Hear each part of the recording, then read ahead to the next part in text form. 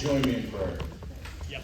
Heavenly Father, thank you for this day. Thank you for this opportunity to be gathered together on such an occasion. God, it's not lost on us. The blessing that you've poured out on this nation, on this state, to make elections possible, to allow the democratic process to flow through, hopefully, unhindered. And Father, we don't take those things lightly. We cherish those things. And we honor those that have served, especially worn the cloth of our nation, to secure those freedoms and secure that ability to go through this process to represent the people. So Father, we again are just grateful that we're able to be here. Lord, your word tells us that you raise up leaders and you take down leaders. And God, this election season, what those leaders stand for cannot be more stark. There cannot be more of a contrast of the vision that the folks that are running for election stand for. And God, we would never claim to be perfect. We would never claim to be right on all fronts. But God, you see our hearts. You see what we stand for, what we strive for. And so God, we're asking you that you would intervene, that you would step in before us. You would go before us, God, and direct hearts, stir hearts, open eyes to see what the real truth is and all the issues that are before us and what the various candidates stand for.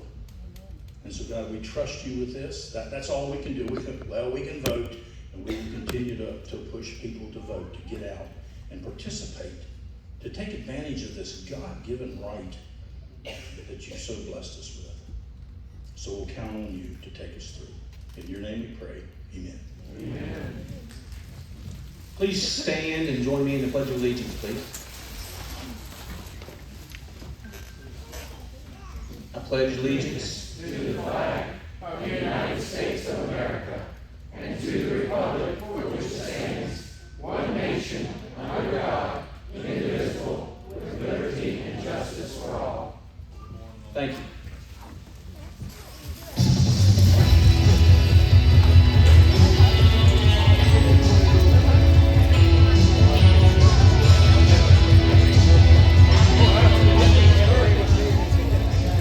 Please welcome the next Lieutenant Governor of the Commonwealth of Virginia, John Reed.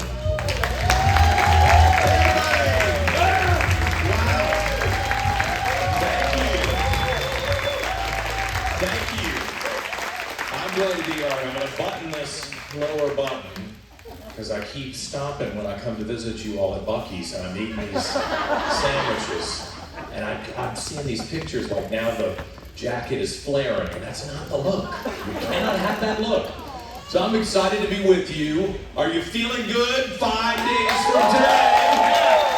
5 days from today. And not that anybody's counting, because I started this campaign on January 27th and haven't taken a day off yet. So I'm looking forward to November 5th, because I really do think, looking at the polls and looking at the crosstabs and calling all of my little meddlesome friends in New York and Washington who really live and breathe this stuff, we're on the verge of a big sweep here in Virginia. And we are putting in the work. We are putting in the work. I was in Fredericksburg this morning, and this lady came up and said, "You look like you're dressed for a funeral." And I said, "Well, I am. It's my uncle's funeral today, and I was going to take half the day off to go speak at his funeral." Family, my only uncle, he passed away about 2 weeks ago, and we finally got everybody together, and today was the day at noon to have the funeral. And yesterday, I got a phone call, and they said they've done it to Winsome again, the Democrats. They are playing the worst kind of petty partisan games, and they called her back to the Capitol even earlier today. Guess what? So she couldn't appear at her own event in Fredericksburg. You know what I said? I'm getting up at 6 o'clock in the morning. I'll be there. I'm representing Winsome. I'm representing the Republican Party. I will not let the Democrats continue with this petty partisan nastiness. Everybody knows why they're doing it. They're trying to get Winsome off the campaign trail. They're trying to kneecap her and prevent her from actually seeing people in person, up close, shaking hands in the last few days before the election. Now, I'm a Virginian. I don't know about you. I grew up here. And I'll fight. And, you know, I'm a Republican. I have no problem having an argument with somebody, but I play fair with everybody. With everybody. And this is unfair, what the Democrats are doing. And I hope that Virginians who may not wear a red jersey, who may not see themselves as a Republican, will look at this and say, I see what this is. This is the kind of politics we don't want in the Commonwealth. Now, I admit, we're not going to agree on everything. Totally fine. Totally fine not to agree on everything. It'd be a boring place, I guess, if we all agreed on everything. But we have to agree that we're going to treat each other with respect. We have to agree that we're going to respect the will of the voters. We're not going to try to overturn the will of the voters. When it comes to the redistricting, Virginians made it very clear they don't want the politicians drawing their own lines. We've debated it for decades. The people of Virginia made a decision. And now the Democrats have come back around and said, oh no, we're going to overrule you. Why? Because it's in their best interest. It's a naked power grab. And I, for one, am going to say no to that. Are you? I hope so. The only way to send that message is to defeat the Democrats fairly and squarely next Tuesday on November 4th. That's the message that has to be sent. And speaking of treating people right, and treating people with respect, I want to tell you about my friend Jason Yaris, who I knew back when he was new guy in the House of Delegates. Okay? He's a serious person. He did a great job in the House of Delegates. He decided he'd run for Attorney General. I had him on my radio show back in Richmond all the time when he was running for Attorney General. I emceed or moderated, whatever you want to call it, the debates for the different people who were trying to get the nomination of the Republican Party for Attorney General. I had him on my show every month for the last 3.5 years as Attorney General. And I would throw him curveballs on the radio just to try to mess with him, because I know he's a smart guy. But you know, media, you can't trust us. We gotta kind of mess with people. Do you know Jason never took the bait? I never stumped him. And that's because he's a serious person who's grounded in the law, not in his feelings, not in his emotions, but in the law of Virginia. And that's important when you're electing the Attorney General. It's important that you have someone who is not going to substitute what they want for what the people have said. Who are not going to substitute their opinion for the opinion of the law. And Jason has been pushed in a lot of different directions over the last 3.5 years, and quite frankly, I'm aware of a couple of Republicans who've gone into his office and said, we need you to do such and such, and he stopped them and said, what does the law say? Because that's what I'm going to do. That's the kind of leader we need as Attorney General. He's demonstrated it, and it's time to make sure he's back in that chair. Plus, may I tell you something else about Jason? I'm very sure he has not spent 30 seconds thinking about putting 2 bullets in the heads of any of his political opponents. He has not spent one moment thinking about killing the family members of people, even those who have come after him. And that's the kind of leader we need in every position at the state capitol. And if you ask me, the Democrats have disqualified themselves. Not just because we discovered these text messages from Jay Jones. I don't know Jay. I mean, I met him a couple of times. He was polite to me. But because it revealed a corruption in the soul and the spirit of the Democrats who are leading this state at the moment. The fact that Jay Jones has now been given over $750,000 additional dollars after we found the text messages, what does that say? Is there no line? Is there no standard? Is there nothing that crosses the line with the modern Democrat Party? There has to be. And I would suggest to you that we all have to make a commitment that we treat each other with respect, that we do not set cars on fire, that we do not loot buildings, that we do not allow the mob to go in the street and pull down statues because they're mad at some Confederate general who's been in the ground for 160 years. I'm going to stand up to stop the destruction of our society and the loss of the cultural norms which made us such a great commonwealth. Will you join me in that? Will you join me in that? I also feel like I need to tell you about Winsome. I'm going to stand up for Winsome. I thought that she was mistreated the last 2 or 3 days by the Democrats. She's a Marine, she can handle herself. But everywhere I go, I'm telling people this story. In Richmond, my hometown, not her hometown, my hometown, we had a horrible shooting at a theater. It was a high school graduation. 2 kids wound up dead. Bad situation. I'm on the radio, I'm talking about the situation. I come in the next day and I look. Winsome Sears, at the Capitol, got in her car. She didn't call the Capitol Police. She didn't call some consultant in Washington like, can we poll this real quick? Let's see what people will think. She got in her car. She drove down herself to that theater where the shooting happened. She pushed her way through the crowd. She stood next to the Democrat mayor. She stood next to the Democrat school superintendent. She stood next to all the police, and she pointed out the hypocrisy of what the Democrats have done in my hometown. They have made it a violent and dangerous place for young people. And one of the ways they've done it is they have refused to hold people accountable to the basic standard of decency. These young people need to learn from us that we will not tolerate violence, that there are other ways to deal with conflict, and we're not mandating that. Winsome called them out on it, and I called her the next day and I said, Madam Lieutenant Governor, maybe I'm out of line for doing this. You gave me your cell phone number, this is the one time I'm gonna take advantage. And I said, I want to tell you how much I admire that you did that. And she said, oh, they're all over me, John. They're beating me up.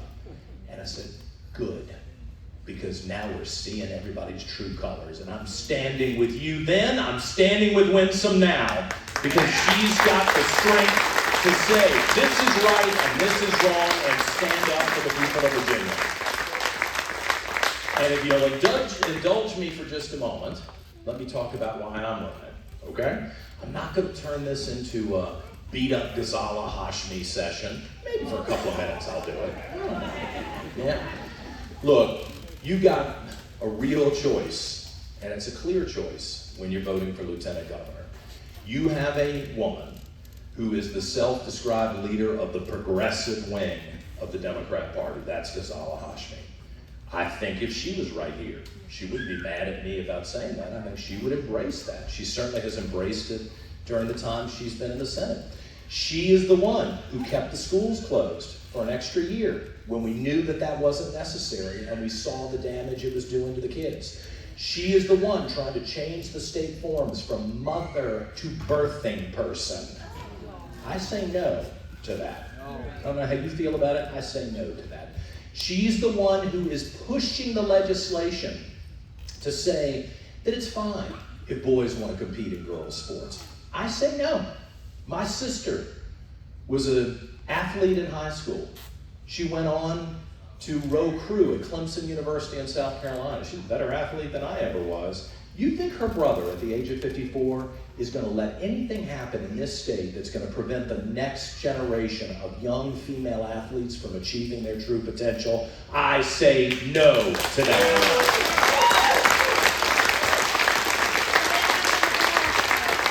And here's another issue that everybody says, John, don't bring it up. Well, I'm going to bring it up. You know what? When the consultants tell you not to bring something up, you're usually just about to touch the nerve.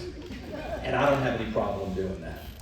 After October 7th in Israel, which was an atrocity, innocent people, not that it's okay if it's military people or cops, but it wasn't military people or cops, innocent citizens are slaughtered and brutalized in Israel. Ghazala Hashmi, who has previously been out marching with the Hamas protesters in Richmond, decides that she will have a hearing as the chairwoman of the Education Committee supposedly to talk about the abuse of students on our colleges and university campuses. Except she forgot to invite the Jews. You think that was an oversight? I do not. I do not. And I'm one of the few people in the state who's going to say that publicly. I don't think that was an oversight. I think it was very deliberate. And I think she should be held accountable for that. The first time I called it out, someone came up to me and said, "Oh, you're an Islamophobe." You know what? I lived in the Middle East. Most people don't know that. I actually put my head on a pillow in Bahrain and Kuwait and the Emirates, in Iraq, in Baghdad and Erbil. Don't you lecture me about the Middle East. I've been around this world, and I'm not going to allow the conflicts on the other side of the ocean to come here and be cultivated in our own population. You deserve to live in peace. You deserve to live in solidarity. John Reed is going to stand up and make sure that those problems don't become our problems, no matter what anybody else says. And I'm going to stand up for everyone. We had a reporter who said, "You only are saying that because you're sucking up to the Jews in Virginia." No. Please don't misunderstand. I'm going to stand up for the Muslim students too, because no one in Virginia who is going to school or going to work or walking down the street should ever feel like they've got to look over their shoulder and wonder whether they're going to be attacked and whether the rest of us are going to look away. I will not look away. I'm going to stand up for peace and freedom and prosperity in this state. That's why I quit the radio station. That's why I gave up my paycheck for the opportunity to run for lieutenant governor. In 2020, in Richmond, when a $250,000 bus was set on fire, when my friends, one of whom I went to elementary school with, were pelted every day with balloons filled with feces and urine, I realized something was wrong. When I saw black-owned businesses burned out and looted by, quite frankly, arrogant white people who dared talk about Black Lives Matter while they were destroying the livelihoods of black families, I realized something was wrong.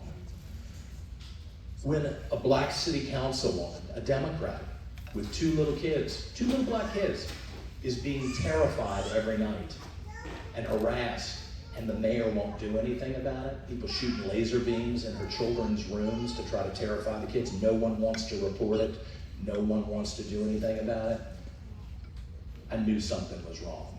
You didn't hear one damn word from the Democrat governor. You didn't hear a word from the Democrat mayor. You didn't hear a word from the Democrat prosecutor. You didn't hear a word from the Democrat city council. You didn't hear a word from the Democrats in the House of Delegates. You didn't hear a word from the Democrats in the state Senate. You know who you heard from every morning on WRVA radio? Me. I was the only person who stood up and said, "This is wrong. You don't have to agree with everybody, but we're not going to allow you to abuse people in the state capital of Virginia where American liberty was born." I'm proud of that. I'm glad about that. And I'm going to do the same thing as lieutenant governor anytime that comes up in our faces. For everybody. So I'll end as I have with every set of remarks I've given around the state. This is important. Please listen to me. For the people who are undecided, I don't know, maybe they've never voted Republican. I've been reaching out to you. I hope you've seen it. I went to the mosques in Northern Virginia. I went to the temples. I went to the synagogues. I went to the NAACP. I have been to the Baptist General Convention. I walked in a couple of these doors and they looked at me and said, "White people, what are you doing here? You're the only one." That's right. I'm going to places where they've never seen a Republican. Because I think the common values we have will bring people to this party. And all we have to do is extend a hand and try to bring them in. And make sure they know that if you send us to the Capitol, if you elect me as Lieutenant Governor, I promise you, I will be the reasonable man that you've been looking for at the Capitol. I will be the responsible person who makes sure that things don't go off track. I will be respectful of other people, even the people I disagree with. And here's the most important thing. I promise you, every decision that's entrusted with me, I will do my very best to be fair to everybody in the state. And I hope that that will be enough for you to give me your confidence and give me your vote on Tuesday. And I think the Republicans can pull this off and save Virginia. Thank you for all of your hard work. I'm really appreciative of the chance to be with you. Let's go on to victory in 5 more days. Thank you, everybody. Thank you so much.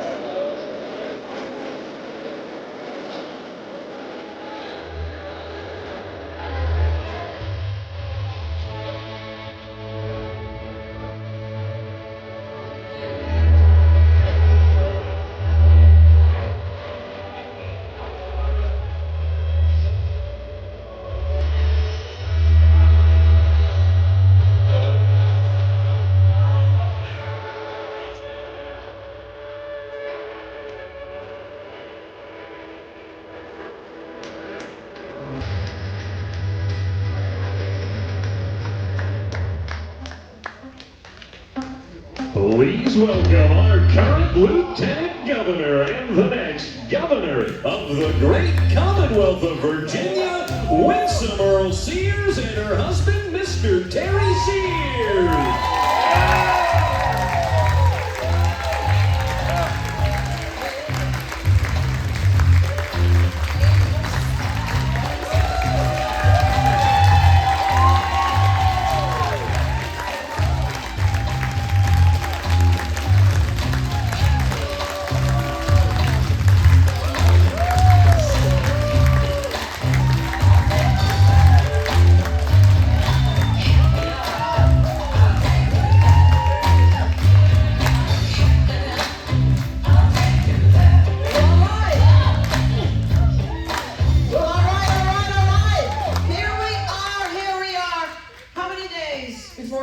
Day. Oh, no. I wouldn't say 5. How many of you were in the military? Show of hands. Okay, so you already know it's not 5 days. It's 4 days and a wake up. It's 4 days and a wake up. And so when we ask, you know, in the military, we always ask, how short are you when we're coming to our end of our contract, and we like, this short. That's how this election is. We're almost there. We're almost there. And we're going to do it. We're going to do it because, folks, we didn't come this far to only go this far. We want to make sure that all the successes that we've had will continue, and they will continue with me as governor.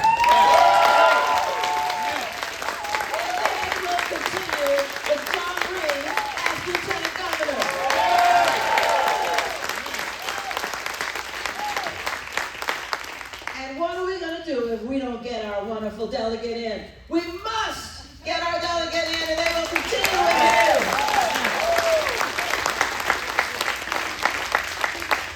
If he does not win, we don't win back the House. It starts with our delegate, and we need to make sure we get everybody in the whole ticket. Up and down, we've got to win. And what are we trying to win? Very good question. We've got to make sure that you keep as much of the money that you earn in your own pocket. That means we're going to keep your taxes low. We've already given you back $9 billion, and we're going to keep doing that. But my opponent, Abigail Spanberger, she's already said, oh, nay,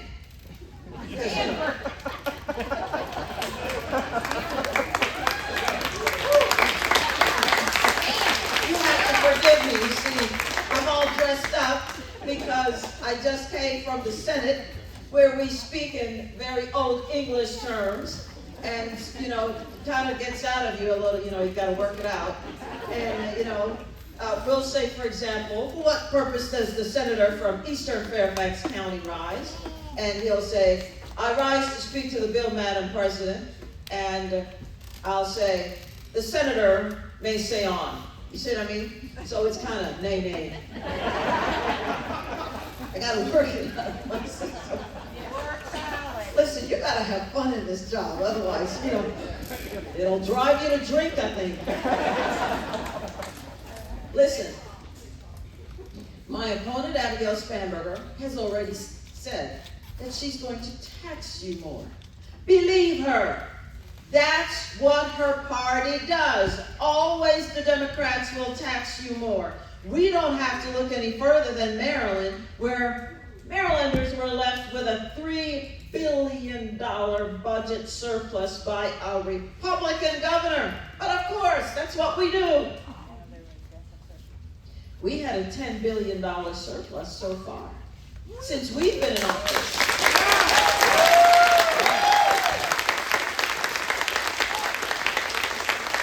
But guess what? In Maryland, folks, with a Democrat governor, they are now, he's only been in office 2 years, they are now $3 billion in the hole. In the hole. And guess what he did to plug that hole? Did he cut government programs that are not working because you already have 10 of them, and my God, 10 of them we don't need because this 5 are doing just fine and those are just wasting the taxpayers' money? Did he do that? No. He kept all those programs and added some more, and then he taxed the people, taxed the Marylanders. And here's the problem. Some of those people, he couldn't tax them until the Democrats in the legislature agreed to it. And Democrats control the whole shebang there. So they taxed them, and then those business owners who are Democrats started moving their businesses to Virginia. And the question was, well, why are you doing it? Wait for it. They said, because the taxes are too high. But you just voted for those taxes. But we're not complaining. You know what we're going to do? I think we should put up a billboard between us and Maryland, facing Maryland, that says, bring your business to Virginia where the taxes are low. That's what we should do.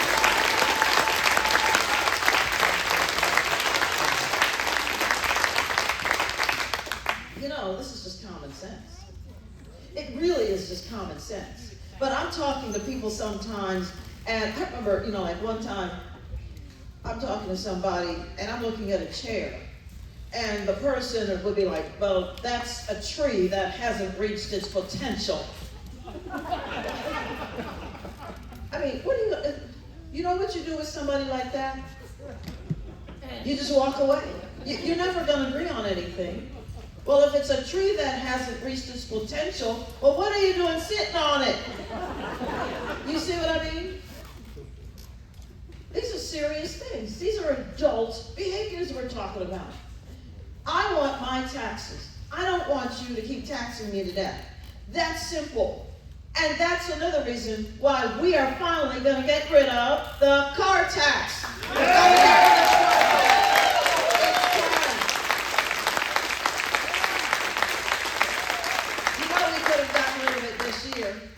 You would never have seen a bill this year because Governor Youngkin, otherwise known as the tall guy, Governor Youngkin, put it in his budget to get rid of it.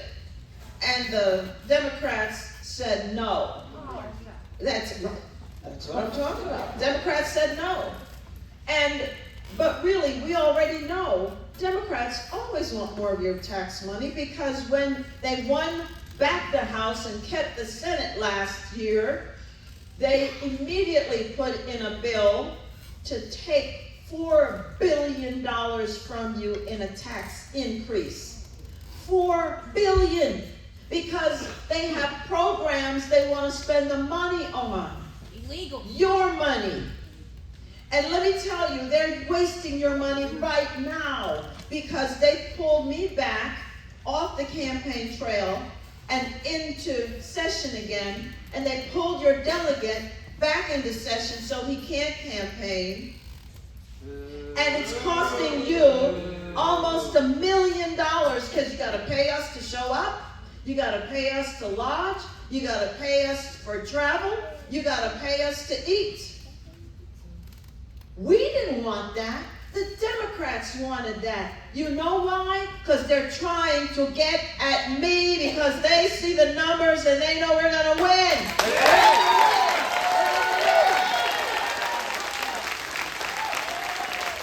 So they're using your tax money for Abigail's benefit. This is what the Democrats do. I don't understand it because, as you know, I'm from another country and that's the kind of stuff we do there. That's the kind of stuff that happens in so many other countries. It's not supposed to happen here. Here's what I want you to also know. Abigail Spanberger was asked in the summer of this year, was she going to redistrict Virginia? And she said no. And Winsome was also asked, was I going to redistrict Virginia? And I said no, why would we want to do that? We're just fine here. And then Wednesday of last week came, and Abigail Spanberger was offered $150,000 by the Democrat redistricting organization. I know. Ooh. And the very next day, we are now being called into redistricting by all of the Democrats in the House and in the Senate. So what does that tell you? Abigail Spanberger sold out for Virginia for $150,000, but you know who won't sell out Virginia? Me! I won't sell out Virginia. I won't do that.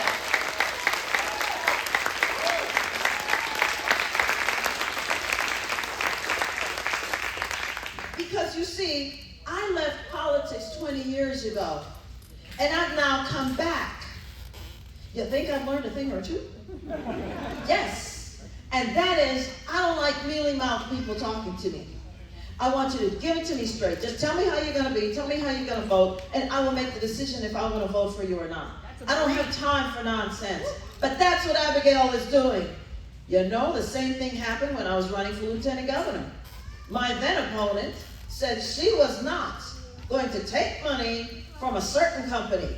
And then, lo and behold, we discovered she had taken $100,000 from that company. And when she was asked, why did you do it when you said you weren't going to? She said, because I need the money. Well, politicians are always going to need the money. That means she couldn't be trusted. And for $100,000, and apparently the price has gone up. My opponent, Abigail, $150,000. $150,000. Still a little low, isn't it? It is kind of low. The problem that I see with that is if you will sell us out when you know we're going to find out very quickly, what will you do, Abigail, behind closed doors? No, excuse me, I'm sorry. Abigail, what will you do behind closed doors that we can't see?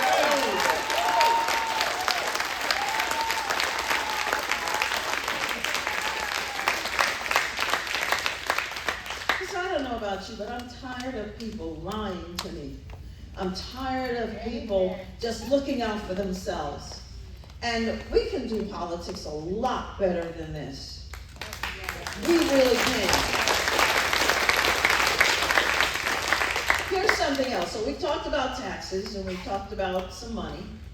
You know, we want to make sure that we keep our law enforcement right with us. We need law enforcement. We need Department of Corrections personnel. We need to be safe. Do we have any realtors in the house? All right.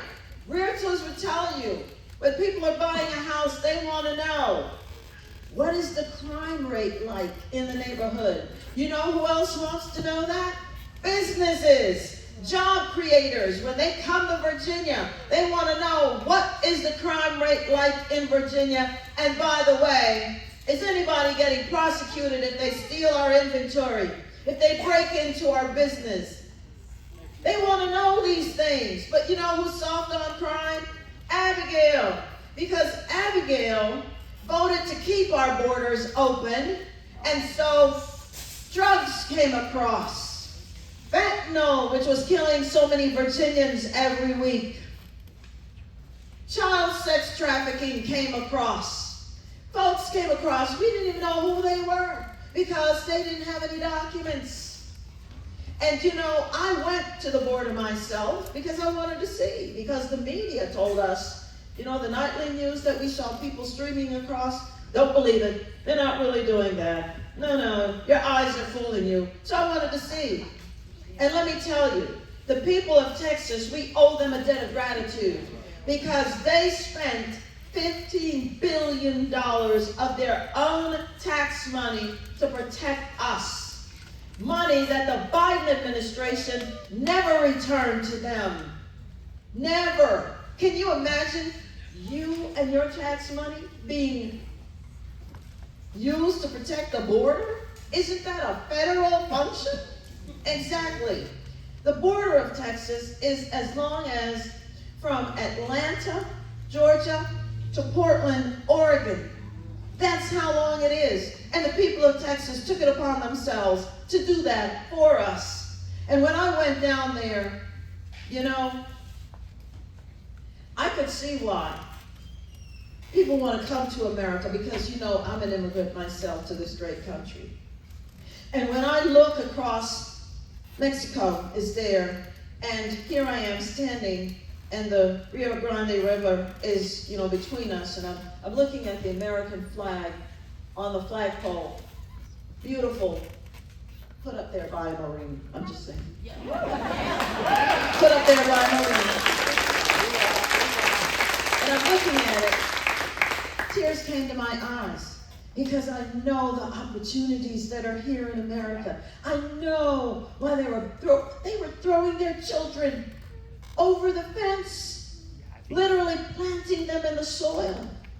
Because they know if they can just put a foot on American soil, the trajectory of their lives will go like this. Because that's what happened for me and my father. The only difference was my father had to wait in line. My father had to prove that he was not going to be a burden on the American people. My father had to prove that he would be able to take care of himself and then take care of me without any government assistance. My father had to prove all of this before he was led into this wonderful country. And that's all we're saying. That's not a bad thing. We have to know. Are you running from something like a murder charge, or are you running to something like liberty, like freedom? It's not hard. How many of you have a front door? Exactly. Well, the border is our front door. And we want to know who's coming in the front door. Because the first job of any governor is to protect the people of the state in which they govern. That is why they have the title Commander-in-Chief. We must be safe and secure. But Abigail doesn't know how to do that. Here's the thing. She voted against the Lake and Riley Act, which simply said this: if you're a criminal and you're illegally here, you gotta go. You gotta go back home. Because you said you came for an opportunity, but the opportunity you're taking is to prey upon the very people that actually come from your culture. And then the violence spills out. We found the number 3 MS-13 gang leader right here in Virginia. You know where he is? In some form of deportation status. You're out of here. You are out of here. We found cartel members. We found just about everybody else. Who is a criminal? I'm talking about rapists, pedophiles, murderers. 4,000 plus. They're out of here too. They're gone. We don't want them in Virginia. Abigail Spanberger voted against that when she voted against, again, the Laken Riley Act. In fact, she also voted to lessen the penalties when crimes are committed in D.C. I'm talking about violent crimes, kidnappings, and things like that. And the bill was so bad that she voted for that when it got to Biden's desk, Biden vetoed it. When he was lucid, he vetoed it. And that's crazy. And you know, when we talk about the then president, it was really not a laughing matter, but Abigail kept showing pictures that she was always in the room with the president at the time, President Biden. And that means she saw his cognitive decline and she said nothing about it. Abigail will not protect us. Abigail is for Abigail. But you know who saw the president's then cognitive decline? The rogue nations of the world. They were in the same rooms. They saw that he was not altogether there, the leader of the free world. And that's why you saw some of the problems that happened throughout the world. We cannot have Abigail. Abigail will not protect us. Abigail is for Abigail, and that's why I ask for your vote on Election Day to make sure we continue forward progress. Forward progress.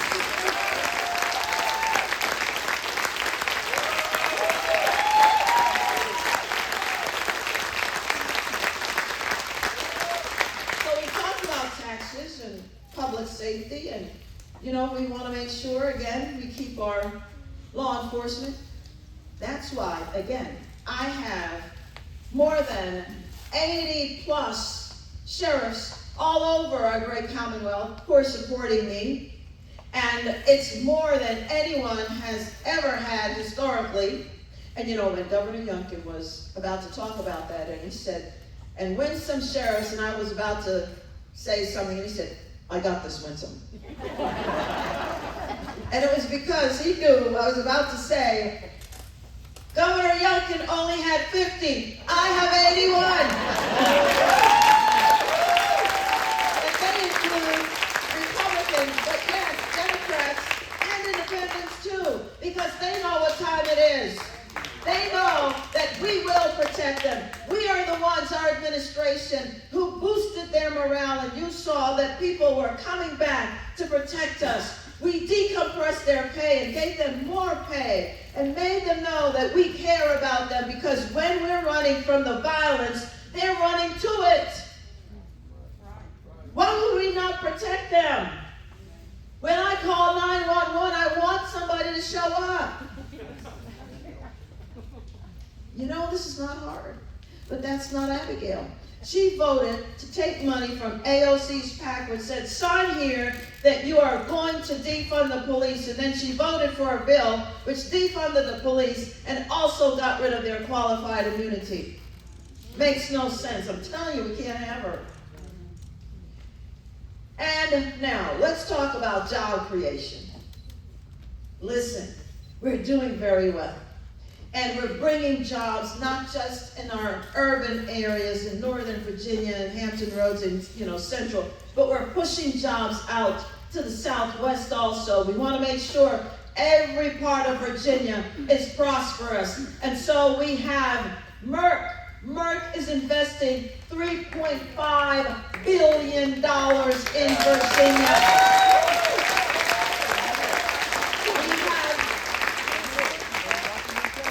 There we go, we got a Merck worker here. That's a real person. We have, as you may also know, AstraZeneca is investing $4.5 billion in Virginia. We also have recently Eli Lilly. They had 400 applications from 46 other states. Yes, folks, we are in competition with other states. Who will get these jobs? Who will get these companies? And they said, we want Virginia. Virginia is the one who got $5 billion. We won the lottery. We won the lottery.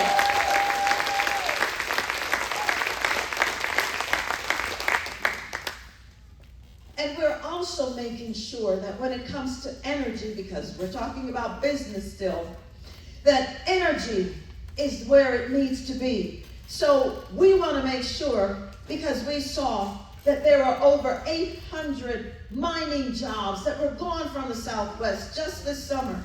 Folks, that cannot continue to happen.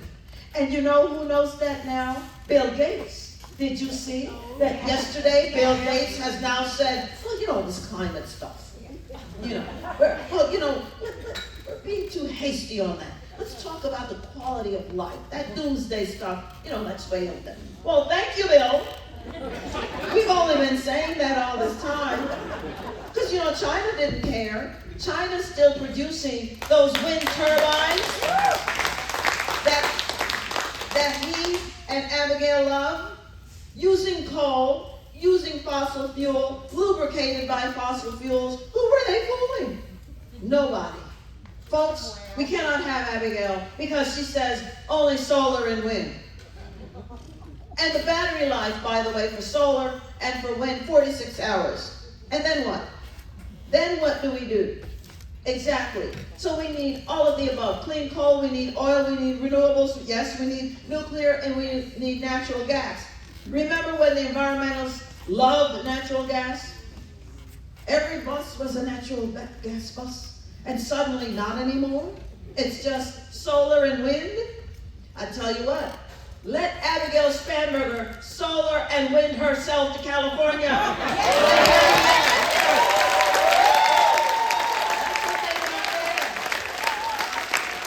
This is nonsense. This is real life happening. This is real life happening. Exactly.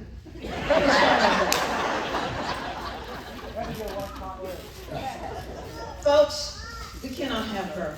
In the Southwest, for example, these folks are suffering. They're having $800 to $1,600 bills. I get a $250 gas bill, and I get upset.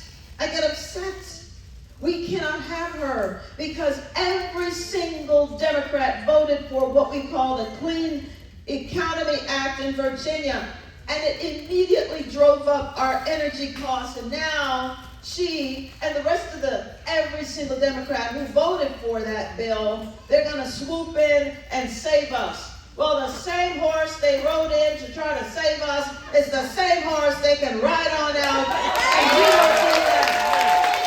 But they're the ones who cause the problems. Don't let them fool you. I will repeal the Virginia Clean Economy Act, because all it's doing is cleaning out our pocketbooks. We can't afford them. We just got to make sure that we're not just voting for the next 40 years. We're voting for our future. We're voting for our children and our children's children. We want to make Virginia the best place to be, where you can be prosperous, where you can live your life. And the other thing is, I don't want to keep fighting the Civil War. I'm tired of it. I'm tired of the racism. I'm tired of that.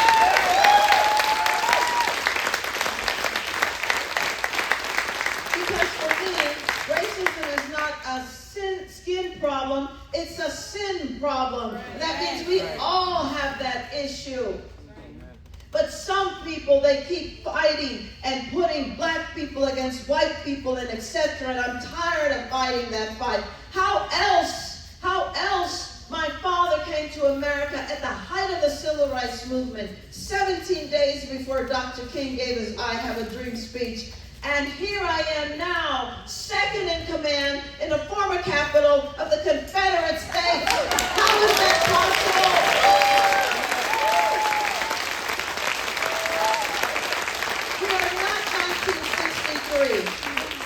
But some politicians, they keep it alive.